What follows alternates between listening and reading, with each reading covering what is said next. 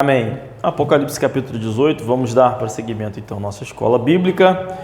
E o assunto de hoje é o mesmo de domingo passado. Continua falando da grande prostituta, né? E agora, ainda mais especificamente, né? Em alguns assuntos. Eu não vou me atentar muito sobre os detalhes que são dados, porque a gente já esclareceu quem ela é, né? Eu vou abordar alguns outros pontos à medida que a gente vai lendo o capítulo. Então vamos lá. Capítulo 18, versículo 1 diz assim: E depois destas coisas, vi descer do céu outro anjo que tinha grande poder, e a terra foi iluminada com a sua glória. E clamou fortemente com grande voz, dizendo: Caiu, caiu a grande Babilônia, e se tornou morada de demônios, e covil de todo espírito imundo, e esconderijo de toda ave imunda e odiável. Enfim, é curioso que a queda da Babilônia seja tão celebrada. Vocês não acham isso? Tão celebrada pelos anjos do Senhor, por Deus.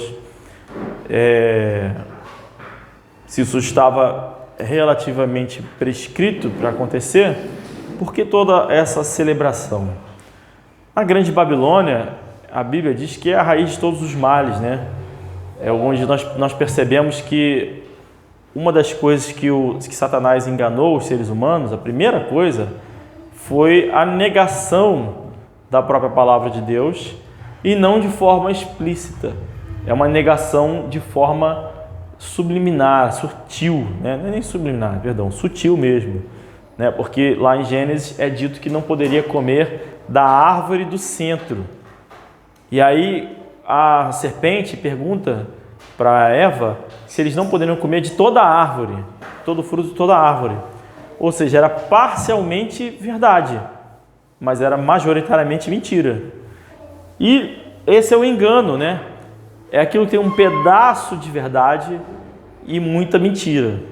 A grande prostituta, a apocalíptica, né, que é a Babilônia, ela é exatamente isso. Ela tem um pedaço de verdade, ou seja, ela carrega o nome de Jesus, ela fala de Jesus, mas ela é majoritariamente mentirosa. E com isso, por que a grande celebração? Porque quando depois, enganando os seres humanos, foi dito que a construção da Torre de Babel, não é isso? As pessoas chegariam até o céu com isso. Ou seja, então são duas coisas que Satanás promete. Um é conhecimento, você vai se elevar através do conhecimento, né? Falou isso também lá, que ele falou, não, você vai ser como Deus, discernindo entre o bem e o mal. Então a primeira coisa que ele oferece, conhecimento. Pelo excesso de conhecimento, você chegará ao nível de Deus. A segunda coisa, grandes feitos.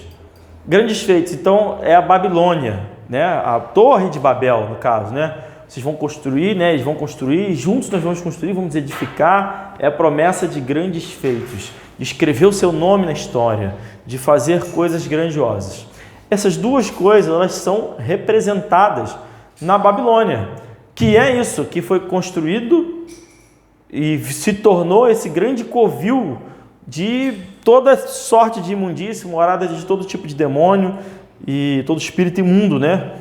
Passou a representar isso. E a Babilônia, como a gente já falou, né, que é Roma, no capítulo passado a gente escreveu isso, ela é exatamente isso.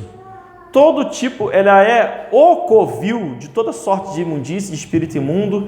Inclusive já falei várias vezes, eu tenho um amigo meu que é muito católico, hardcore mesmo, de ir no Vaticano e tal, e foi meu amigo de infância. E quando questionado, uma vez eu questionei, há muito tempo isso, né? Muitos anos eu tinha visto um vídeo que o cara dizia que embaixo da capela de Pedro lá, né, de São Pedro, tinha várias imagens de demônios e várias coisas e tal. E eu perguntei para ele, pô, mas isso existe mesmo?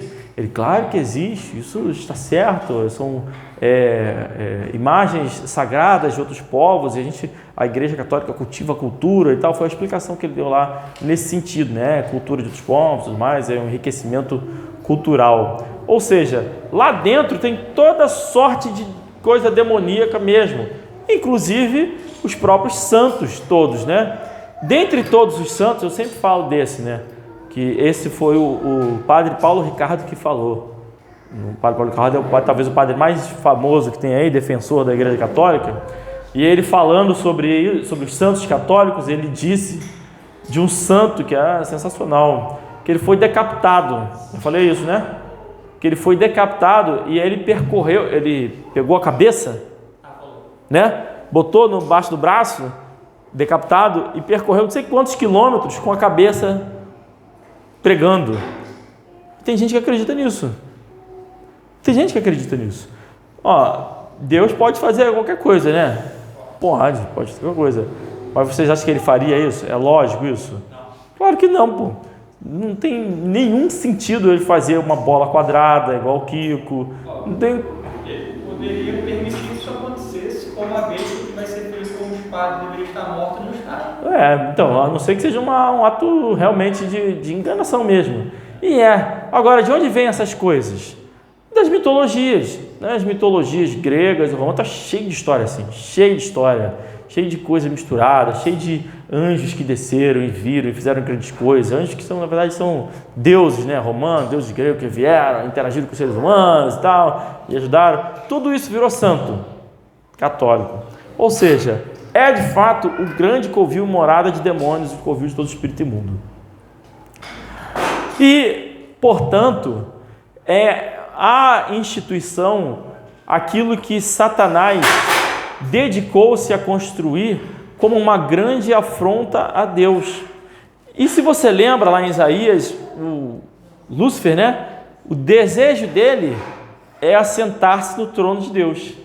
Então, ainda que seja um desejo ridiculamente impossível, né? Você querer ser maior do que Deus, ele conseguiu enganar muita gente. Então ele constrói essa obra da Babilônia, é uma obra satânica, cujo Satanás tem por objetivo sentar-se no trono de Deus. Por isso é a última coisa a ser destruída. Claro que depois disso tem a destruição do próprio Satanás, né? Mas enfim, dentre as obras dele, essa é a última grande destruição. Então é motivo de celebração, sim, acabou a mãe de todas as prostituições. Porque todas as nações beberam do vinho da ira da sua fornicação, e os reis da terra se fornicaram com ela, e os mercadores da terra se enriqueceram com a abundância das suas delícias. Tudo isso tem descrição de como isso foi manifesto na série da Grande Babilônia, tá? É muita coisa para falar. E ouvi outra voz do céu que dizia: sai dela, povo meu, para que não sejas participante dos seus pecados e para que não incorras nas suas pragas. Então aqui vem uma pergunta: quando que isso aqui acontece? Já tem arrebatamento quando isso aqui acontece? Já? Sim, já tem arrebatamento. Já teve arrebatamento. Já teve. Então, se já teve arrebatamento, é possível que aqueles que estejam aqui possam ser salvos, não é isso? Porque ele está dizendo claramente: sai dela, povo meu. Então, e aí tem vários ensinamentos. Um que eu sempre digo que em todas as religiões do mundo pode ter alguém salvo, tá? Pode ter alguém salvo. No meio lá, sendo o povo de Deus. Não, pode ter um cara, uma vez, você não vai lembrar, não sei se você lembra, a gente evangelizando, é porque eu não sei se era você que estava evangelizando lá em Santa Rosa, uma mulher com a imagem de Maria na barriga lá, ela inclusive falou: não, eu aceito Jesus, deu a resposta perfeita de salvação, plano de salvação, rejeita Maria, rejeita os santos, tudo, e só vai com aquela roupa para a igreja católica por causa da mãe, de não sei o que e tal, que os parentes dela frequentam a igreja e não quer escandalizar ninguém. Então ela entende a salvação, entende tudo, mas está lá dentro. Entendeu? É um exemplo. Mas também tem igreja que provavelmente quer, dentro deles, conhecer a Deus, que estão no meio dessa galera. Sim, e aí tem que ouvir a voz do anjo dizendo: sai dela. Mas o que eu estou querendo dizer é: primeiro ensinamento, tem gente salva tudo quanto é religião. Quando eu prego contra uma religião, não é contra os membros dessa religião. E se eu tiver que pregar contra algum membro de alguma religião, provavelmente vai ser contra o pastor, contra o padre, o líder. porque é o que a Bíblia nos ensina, aqueles que saem para pregar outro evangelho, aqueles que se manifestam, esses devem ser rejeitados, nem receber bom dia. Agora, as pessoas que fazem parte de uma seita satânica ou tal, por ignorância, por qualquer outro motivo, a gente tem que pregar para eles. Se aceitar, aceitou. Inclusive, um dos melhores livros para você entender da Igreja Católica, os melhores, são escritos por ex-padres.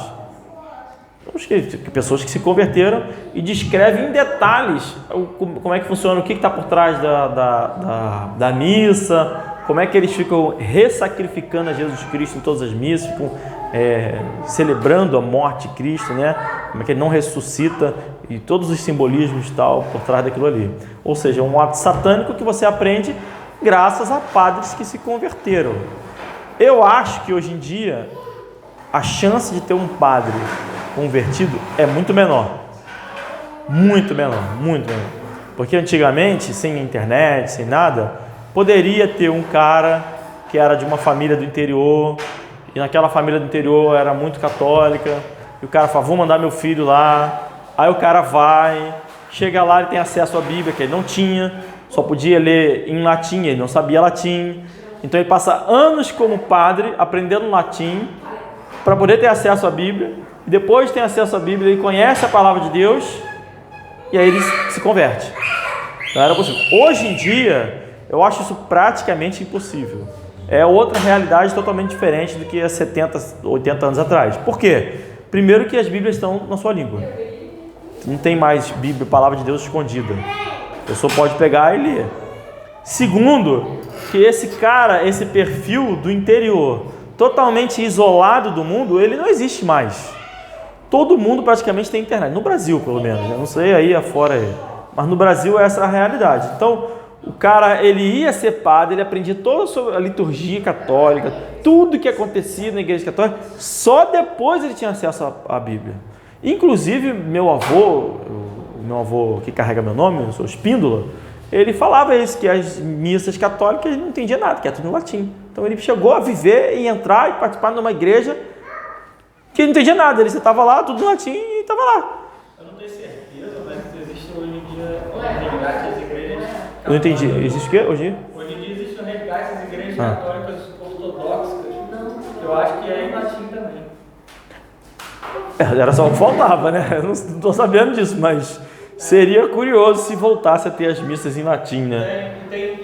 Eu sei que tem, mas eu não sei se é um dia específico que eles tiram para poder fazer. Eu te digo uma coisa, o estudo do latim está voltando, com toda a força. Várias pessoas, inclusive pais de homeschooling, não sei o quê, estão cada vez mais, se voltando a estudar o latim. E aí coloca assim o latim, é importante você ter essas línguas originárias e tal. Aí estuda latim. Enfim. As artimanhas de Satanás são muito extensas, né? A gente não consegue compreender tudo, né? Agora, uma das coisas que ele fez ao longo da história, e não seria surpresa se isso viesse a se repetir, é esconder a palavra de Deus. É queimar Bíblias, tudo isso sempre foi feito. Então não seria surpresa se voltasse a fazer isso, não. Corromper por ela é uma prática. Não, isso depois que não teve mais jeito, eles passaram a alterar a Bíblia. É a mesma coisa que o Constantino fez com a Isso. Então, todos esses caras, né, todos esses reformadores, eles... Inclusive, só para não deixar passar, na época que tinha a Inquisição, a Igreja Católica perseguia e matava os cristãos, né? E chamava-os de bruxos e tal. Aí depois, quando veio a Reforma Protestante, Constantino e Calvino, esses grandes nomes, eles criaram suas próprias igrejas, né? E aí tinha grupos que não aceitavam, né? As suas igrejas, suas doutrinas, que eram os anabatistas. Aí o que eles fizeram? Perseguiram e mataram também. Igualzinho, mesma coisa. Tacaram fogo nos outros, mesma coisa. Por isso que eu digo que é a mãe de todas as prostituições. Eu não, né? Por isso que o texto diz, né? É a mãe de todas as prostituições. Bom, beleza. E ouvi outra voz do céu que dizia, sabe dela, povo meu, para que não seja participante de seus pecados e para que não incorra nas suas pragas. Então, por mais que você seja povo ou tenha interesse, chega uma hora que você tem que tomar uma decisão. Vamos supor, eu tenho interesse, eu desejo de fato conhecer a Jesus. Uma vez que a palavra de Deus lhe é pregada, você tem que tomar uma decisão. E essa decisão é sair dela, sair. Não tem jeito. Do contrário, você se torna participante de seus pecados e incorre nas suas pragas. Está claro até aí, né? Está claro. Porque já os seus pecados se acumularam até ao céu, e Deus se lembrou das iniquidades dela. Tornai-lhe a dar como ela vos tem dado, e retribuí-lhe em dobro, conforme as suas obras, no cálice em que vos deu de beber, dai a ela em dobro. Então Deus está anunciando aqui a sua destruição. E vai falar muito sobre os seus pecados, né? Quanto ela se glorificou e em delícias esteve, dai-lhe outro tanto de tormento e pranto. Ou seja, o quanto que ela se glorificou e se exaltou sobre o mundo, quanto que esteve em delícias, será punida em tormento e pranto. Porque diz em teu coração, olha aí, estou assentada como rainha, que é como Jezabel, né? E não sou viúva, e não verei o pranto. Ou seja, ela se engrandeceu, né? Na sua altivez, se glorificou. Que é um ensinamento a todos nós também, né? Portanto, num dia virão as suas pragas, a morte e o pranto e a fome, e será queimada no fogo, porque é forte o Senhor Deus que a julga. Então Deus, o Deus que a gente segue, o Deus da Bíblia, ele é um Deus que julga. E ele tem critérios para o seu julgamento, não é um julgamento aleatório. O critério é a palavra de Deus. E se Deus, a Bíblia diz que Deus é amor. A Bíblia diz, Deus é amor. E se Deus é amor e Deus é julgamento, pergunto, há contradição entre amor e julgamento? Não, senão ele não poderia ser amor. Deus está dizendo que ele julga. A Bíblia diz que é a justiça, Deus é a própria justiça. E se ele é amor, quer dizer que justiça de Deus, punição de Deus, não é uma representação da ausência de amor de Deus, ao contrário, é uma manifestação do seu amor. A manifestação do seu amor inclui, dentre todas as coisas, punição dos seus pecados. Deus quer que todos estejamos na vida eterna com Ele. Só que quem tem pecado não pode habitar com Deus. Quem não reconhece Deus como seu Senhor, seu Salvador, Jesus Cristo como seu Senhor, seu Salvador, não pode se apartar do pecado. Se eu não puno aqueles que, se Deus não pune aqueles que pecam e aqueles que não acreditam em Jesus Cristo como seu Salvador das suas vidas, não tem o julgamento, todos poderiam crer para ser participantes do pecado de Deus e ser corrompidos pela ideia do pecado que eles são. Sim, e também, assim, essa questão, por exemplo, né, é fácil de entender isso. Deus não vai punir todo mundo para o inferno. A Bíblia diz que ele é perfeito e não pode conviver com o pecado. Ele não pode conviver com o pecado.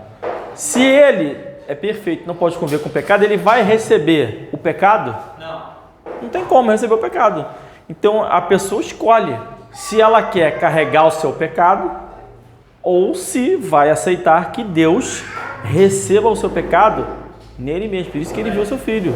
Ele pagou o preço por isso. Ele não pode conviver com o pecado. Esse pecado precisa ser punido. E a Bíblia diz que o pecado, a punição do pecado é a morte. No inferno. Então Jesus veio ao mundo, morreu na cruz. A Bíblia diz que ele ficou 3 dias no inferno, ressuscitou. Então ele pagou o preço, a extensão completa do pecado. Amém. Inclusive no inferno. E quando ele esteve no inferno lá, ele sofreu 100% da ira de Deus. Amém. Sobre ele. Sem ter feito nada, ou seja, de forma injusta. A injustiça que seria receber o pecador, ele colocou sobre ele. Agora cabe ao pecador decidir. Eu quero receber esse pagamento. Beleza, está pago, então entra. Entra na minha glória. Não quero. Então vai passar a eternidade no inferno. É uma decisão. Por isso que é tão errado o pastor pregar que o cara precisa ficar se arrependendo. Porque toda vez, ou rebatizar o cara que aceitou e entendeu e depois ele pecou, não tem que ser batizado. Não existe isso. Jesus Cristo, quando ele pagou o preço dos pecados, ele não pagou o preço só dos pecados que você pagou até ali. Ele pagou o preço dos pecados de toda a humanidade, de toda a história. De cada pecadinho de Adão até o último ser humano, ele pagou o preço de todo mundo. Todo mundo. Então, por exemplo, amanhã eu vou pecar. Hoje, daqui a pouco, vou sair daqui, vou pecar de novo. Estou planejando já meus pecados, aí estou comunicando. Enfim, nós vamos pecar o tempo todo. É garantido. Se eu tiver que me colocar e me arrepender, eu estou refazendo o sacrifício de Cristo na cruz. Amém. Não posso fazer isso, seria herético da minha parte. Ou eu acredito que ele pagou o preço de todo o meu pecado, ou eu acredito que depende de mim ficar me arrependendo. Não tem, as duas coisas não podem coabitar. Eu não posso me arrepender o tempo todo, porque eu posso não saber que pequei, eu posso pecar sem saber, que é a mesma coisa, né? 2 vezes falado, a mesma coisa. Mas enfim, são coisas que podem acontecer.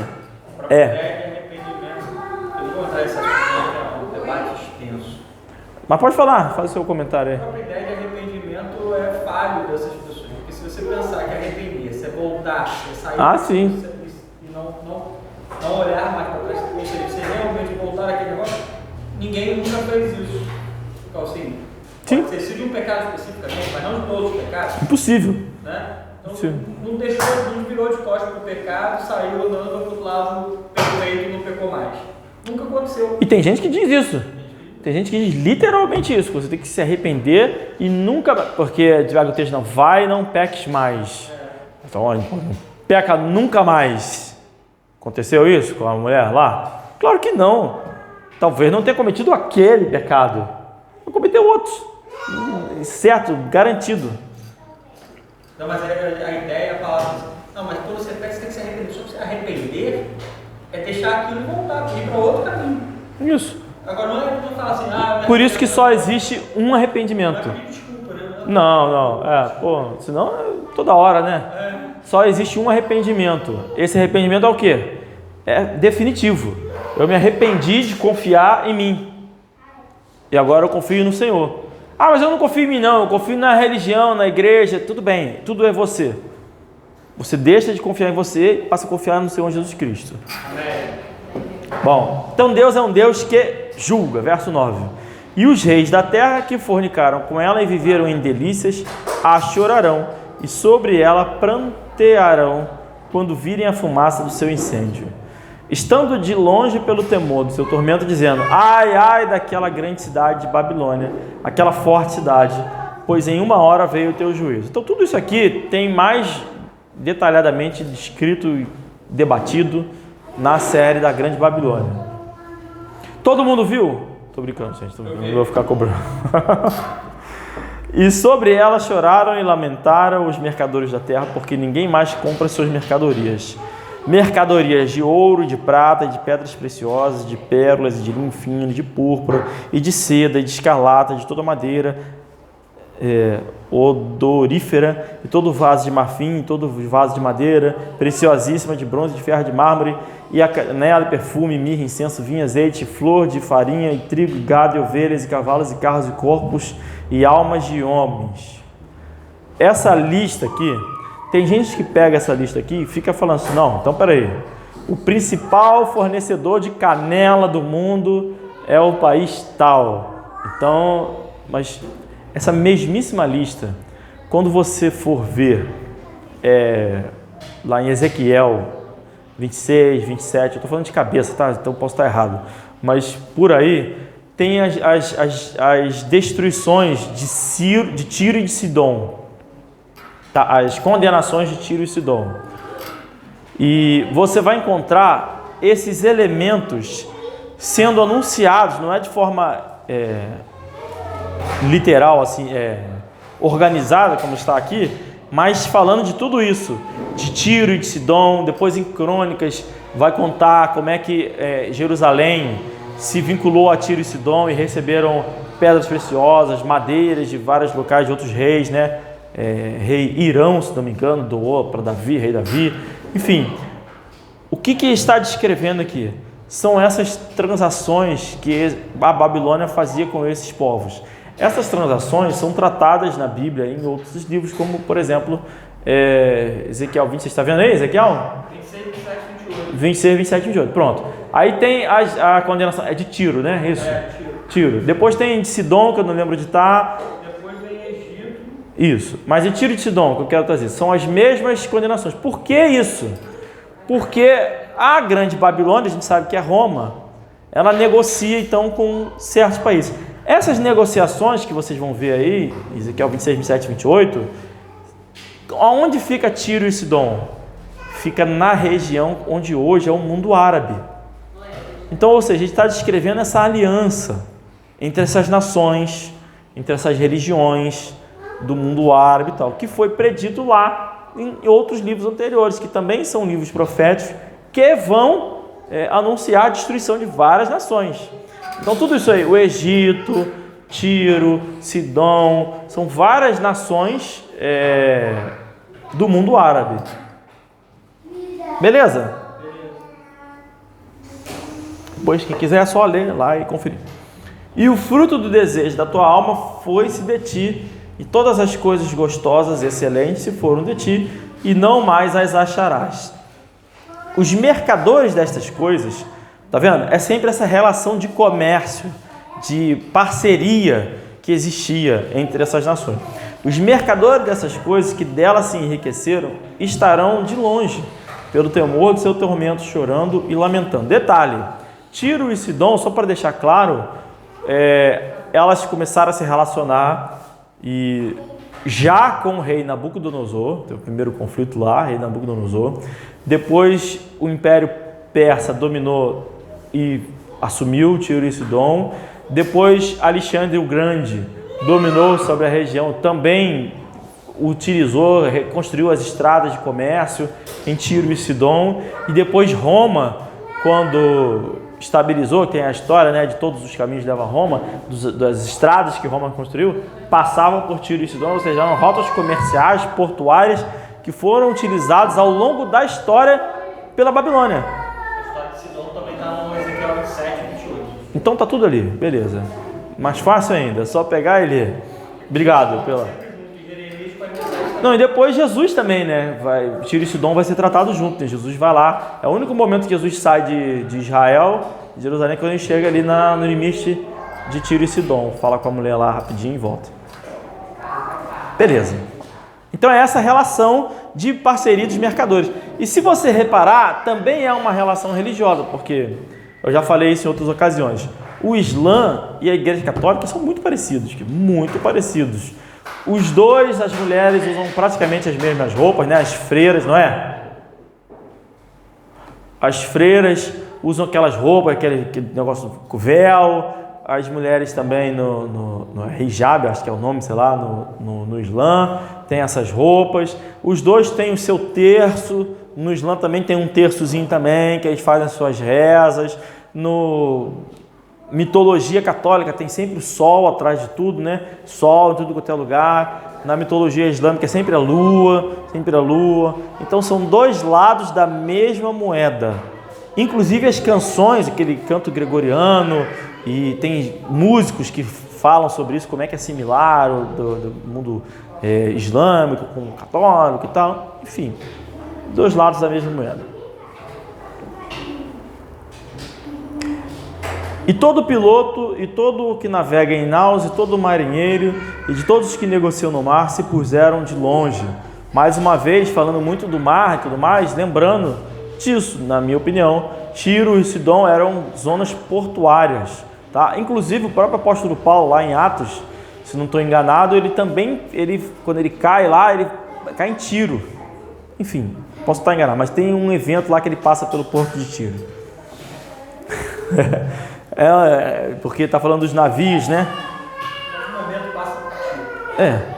E vendo a fumaça de seu incêndio, clamaram dizendo: que cidade é semelhante a esta grande cidade? E lançaram pó sobre as suas cabeças e clamaram, chorando e lamentando, e dizendo: ai, ai daquela grande cidade, na qual todos os que tinham naus no mar se enriqueceram em razão da sua opulência, porque numa hora foi assolada. Alegra-te sobre ela, ó céu, e vós, santos apóstolos e profetas, porque já Deus julgou a vossa causa quanto a ela. Então preste atenção, toda uma descrição da sua destruição, e no final da destruição, o que o texto manda que os santos, os salvos façam? Se alegrem da sua destruição. Tá? Esse é o Deus que a gente serve. É um Deus que faz com que, ordena que nós celebremos a sua justiça. Por quê? Porque foi nele, a justiça dele foi nele primeiro. E um forte anjo levantou uma pedra como um grande mó e lançou-a no mar, dizendo: com igual ímpeto será lançada a Babilônia, aquela grande cidade, e não será jamais achada. E em ti não se ouvirá mais a voz de arpistas e de músicos e de flautistas e de trombeteiros, e nenhum artífice de arte alguma se achará mais em ti. E ruído de mó em ti não se ouvirá mais, e luz de candeia não mais luzirá em ti, e voz de esposo e de esposa não mais em ti se ouvirá, porque os teus mercadores eram os grandes da terra. Pronto. Para deixar claro, os mercadores que ele está descrevendo são os grandes, as grandes nações da terra. Porque todas as nações foram enganadas pelas tuas feitiçarias, e nela se achou o sangue dos profetas e dos santos e de todos os que foram mortos na terra. Muito bem. Muito bem.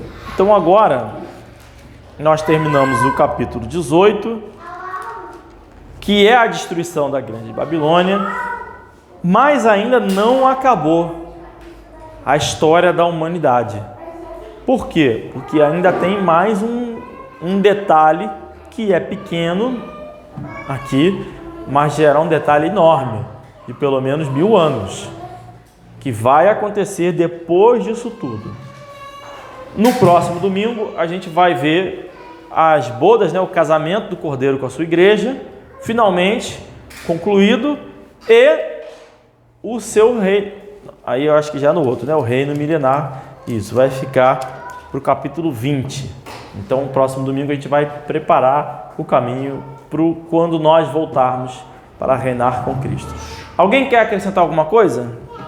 Então, amém. Podemos encerrar.